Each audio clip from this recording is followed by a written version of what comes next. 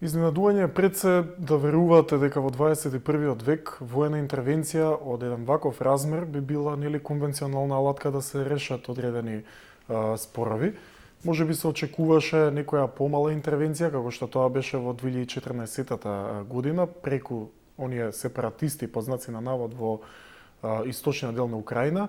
Меѓутоа, една инвазија од овој размер генерално е за неочекување и покрај тоа масовно трупање нели на руските воени сили на границата со Украина. Дали може би надежта сите нас не поведе или не знам, меѓутоа мене ми е се уште неверно дека еве веќе утрово руската армија е во Киев и не знам како би се справило цивилното население таму.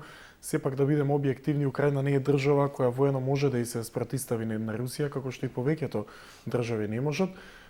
Светот во моментов е пасивен, сведоци сме само на одредени пакет санкции кои сметам дека особено за недемократски држави не се тоа алатки кои би ги тангирале граѓаните, па дури ни политичките елити во една земја како што е Русија.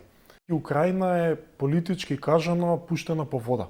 Со години е манипулирана за некое членство во Европската Унија, за членство во НАТО, дури промптно делуваат и изјави на председателот Бајден во кој вели дека доколку дојде до било каква форма на инвазија, НАТО нема да интервенира со своји трупи на терен. Вие буквално на тацна му ја нудите Украина на Путин, познавајќи ја многу добро каква е ситуацијата, така што Украина во овие моменти е во една незавидна ситуација, бидејќи и Западот ја пушти по вода.